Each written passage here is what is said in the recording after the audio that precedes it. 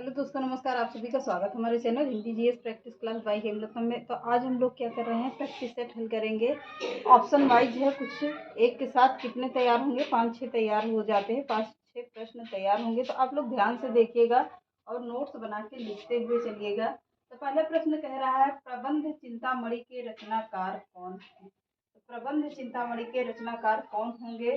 जैनाचार्य मेरुतुंग है। कौन है प्रबंध चिंतामणि के रचनाकार? जैना जैना जैनाचार्य जैनाचार्य मेरुतुंग मेरुतुंग ये कौन है? प्रबंध चिंतामणि के रचनाकार हैं जैनाचार्य मेरुतुंग। नासिकेतोपाख्यान रचना है किसकी है? नासिकेतोपाख्यान रचना है किसकी है? तो हमने ऑप्शन दिया हुआ है, कौन? लल्लूलाल, सदल मिश्र, और तीसरे कौन है? ईसा अल्लाह खां, शिव प्रसाद, सितारे हिंद। तो कौन होंगे? तो चलिए देखते हैं। नासिकेतोपाख्यान किसकी रचना है? यह है सदल मिश्र। एक मिनट, किसकी है? सदल मिश्र की रचना है ये नासिकेतोपाख्यान। क्या रचना इनकी है? लल्लूलाल की रचना देखते हैं। तो लल्लूलाल की रचना कौन सी है? प्रेम सागर है। प्रेम सागर है। ईसा अल्लाह खां की कौन सी रचना है? रानी केतकी की कहानी है। रानी केतकी की कहानी केतकी की कहानी है। किसकी है? ईसा अल्लाह खां की है। शिव प्रसाद सितारे हिंद की रचना कौन सी है? इतिहास तिमिर नाशक। इनकी कौन सी रचना है? इतिहास तिमिर नाशक। यह किसकी रचना है? तो सदल मिश्र की रचना कौन सी है? नासिकेतोपाख्यान है। लल्लूलाल की कौन सी रचना है? प्रेम सागर है। ईसा अल्लाह खां की रचना कौन सी है? रानी केतकी की कहानी है। शिव प्रसाद सितारे हिंद की रचना कौन सी है? इतिहास तिमिर नाशक। एक प्रश्न से 4 प्रश्न तैयार होते हैं। तो अगला प्रश्न देखते हैं। चंद्रबरदाई की रचना है। चंद्रबरदाई की अगर पूछता है तो चंद्रबरदाई रचना है किसकी है? या चंद्रबरदाई की रचना है कौन सी है? चंद्रबरदाई की रचना पृथ्वीराज रासो चंद्रबरदाई की रचना है। कौन सी रचना है? पृथ्वीराज रासो किसकी रचना है? चंद्रबरदाई की रचना है। नरपत हिनाल की कौन सी रचना है? तो नरपत हिनाल की रचना है बीसल देव रासो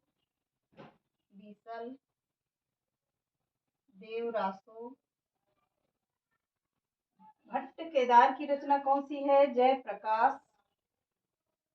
जयचंद्र जयप्रकाश है। जयचंद्र जयप्रकाश है।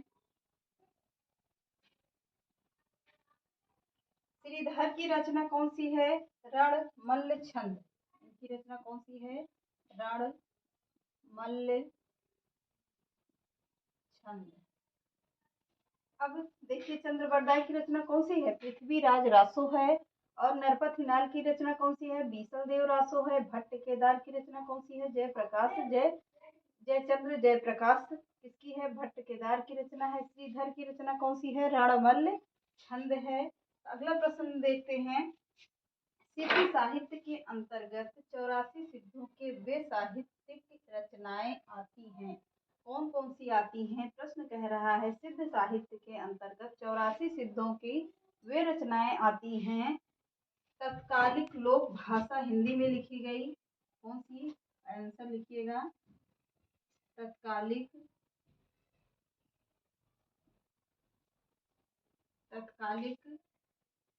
या तत्कालीन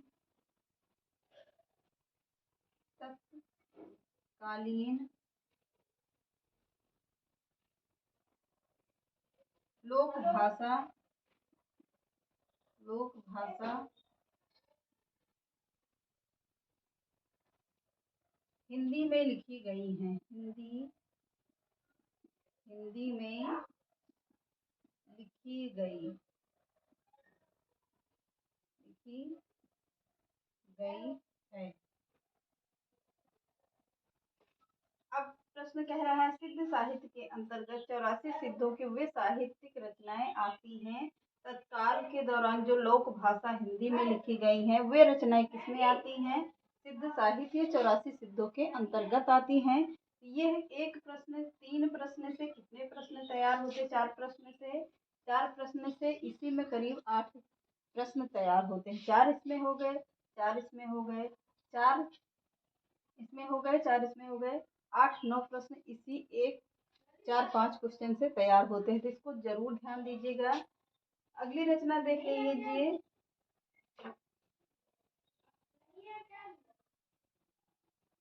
बीसल देव रासों के रचयिता हैं। कौन है? इसी में हमने बता दिया है कि बीसल देव रासों के रचयिता कौन है? नरपति नाल है। तो चलिए अगला प्रश्न देखते हैं। सिद्ध कवि सराहपा के रचनाकार हैं। अगला प्रश्न लिखिएगा। सिद्ध कवि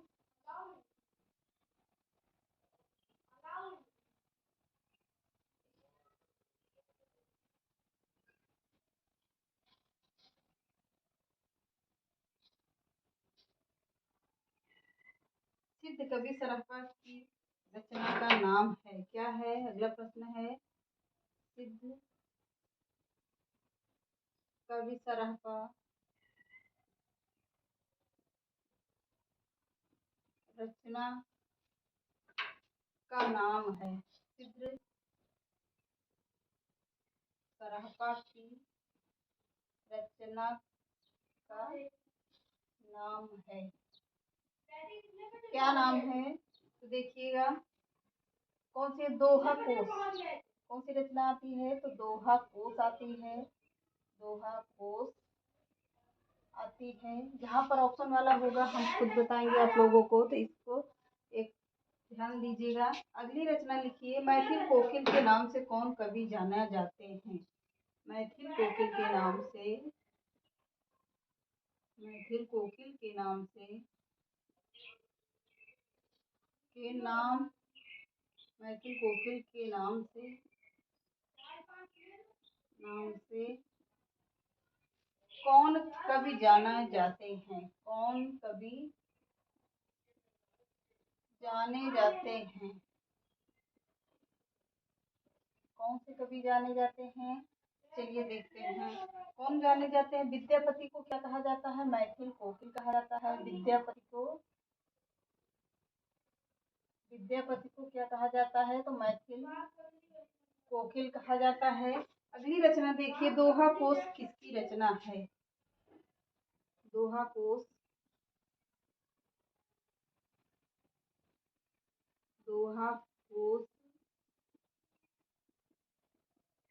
किसकी रचना है? तो दोहा कोश किस कवि की रचना है? चलिए देखते हैं। दोहा कोश सरहपाद की रचना है। किसकी है? सरहपाद की रचना है। अगला प्रश्न देखिए। गोरखवाणी के संपादक किया था। गोरखवाणी के संपादक किया है। गोरखवाणी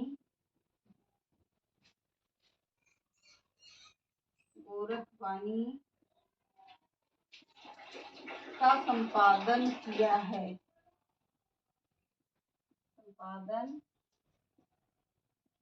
तो किस कवि ने किया है? यह प्रश्न कह रहा है गोरखवाणी का संपादन किया है तो किस कवि ने किया है? यह प्रश्न पूछ रहा है। तो डॉक्टर पीताम्बर दत्त भरद्वाज ने किया है। डॉक्टर पीताम्बर दत्त भरद्वाज ने किया है। अगला प्रश्न देखते हैं। सिद्ध साहित्य में सिद्धों की संख्या कितनी मानी गई थी? सिद्ध साहित्य में मैंने ये प्रश्न करवाया हुआ भी है, फिर से देख लीजिए। लेकिन सिद्ध साहित्य में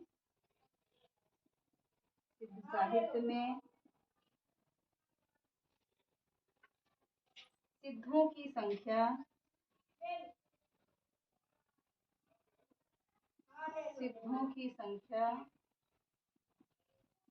मानी गई है। कितनी मानी गई है? तो सिद्धों की संख्या कितनी थी? मैंने थ्योरी में लिखवाया भी है। तो सिद्धों की संख्या 8 थी। 84 सिद्धों की संख्या थी। 84 सिद्धों की संख्या थी। अगला प्रश्न देखते हैं। कौन सी विद्यापति की रचना नहीं है? इसमें ऑप्शन देंगे आप लोगों को। बहुत ही इम्पोर्टेंट प्रश्न है। कौन सी विद्यापति की रचना नहीं है?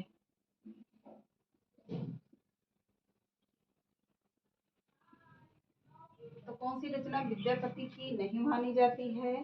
चलिए देखते हैं। कीर्ति पताका, कीर्तिलता। पहला ऑप्शन लिखिए, कीर्ति पताका, जिसमें भी 4 प्रश्न तैयार होते हैं। दूसरा है क्या? कीर्ति लता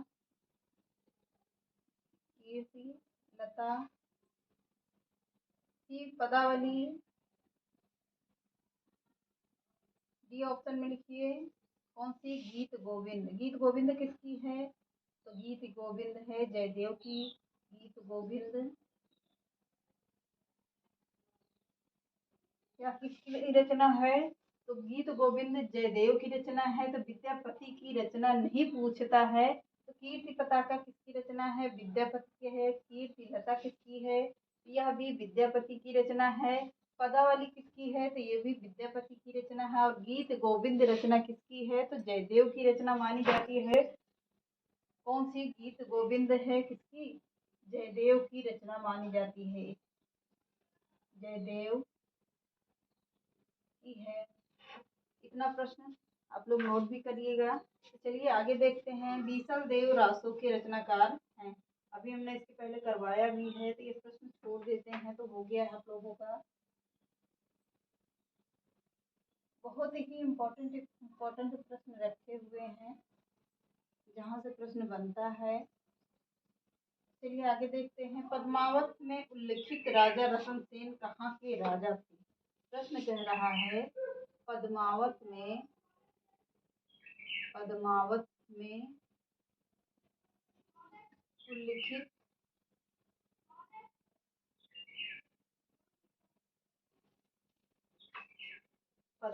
में उल्लिखित राजा रतन सेन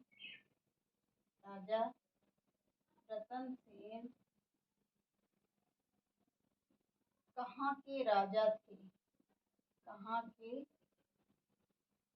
राजा थे? तो रतन सेन कहाँ के राजा थे? तो ये थे कहाँ के? चित्तौड़गढ़ के राजा थे।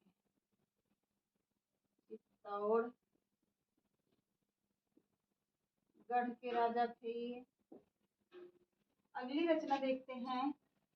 आचार्य शुक्ल के अनुसार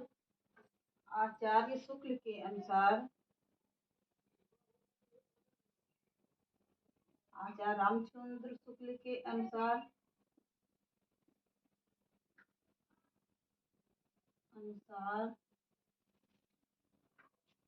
निम्नलिखित में से कौन सी रचना तुलसीदास की है? अनुसार निम्नलिखित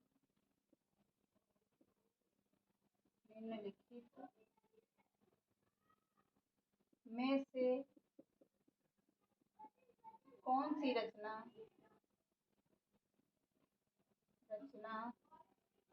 तुलसीदास की है? किसकी? तुलसीदास की है। कौन सी रचना तुलसीदास की है? बाकी किसकी होगी? छप्पर रामायण। ये ऑप्शन लिखिएगा, छप्पर रामायण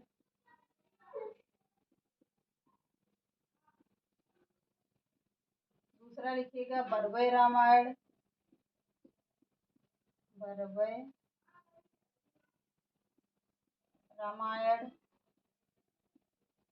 ये ऑप्शन लिखिएगा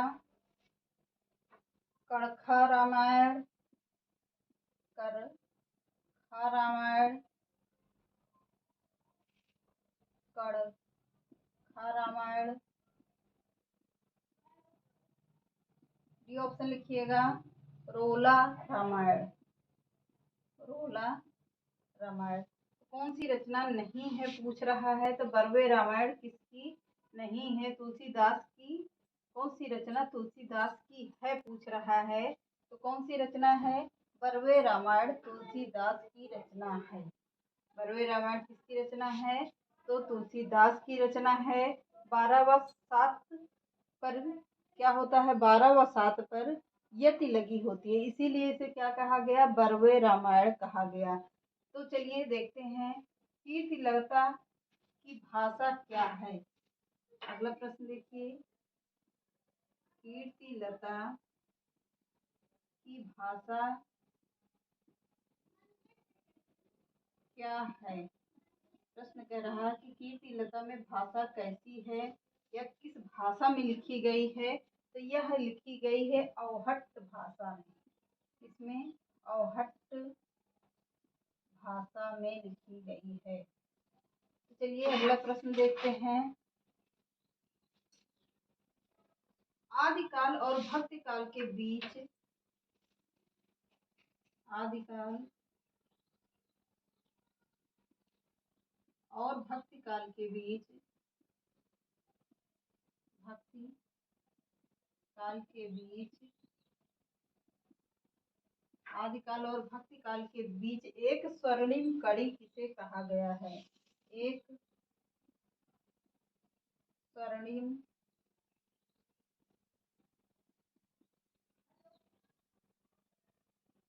कवि किसे कहा गया है? किसे कहा गया है? किसे कहा गया है? विद्यापति को कहा गया है। किस कवि को? विद्यापति जी को, विद्यापति जी को कहा गया है। तो ये रहे कुछ महत्वपूर्ण प्रश्न। अब हम लोग कल क्या करेंगे? भक्ति काल से स्टार्ट करेंगे। तो चलिए आज के सेशन को देखते हैं। आज के सेशन को यहीं समाप्त करते हैं। चैनल पसंद आए तो लाइक करिए, सब्सक्राइब करिए, ज़्यादा से ज़्यादा लोगों को शेयर करिए। नमस्कार।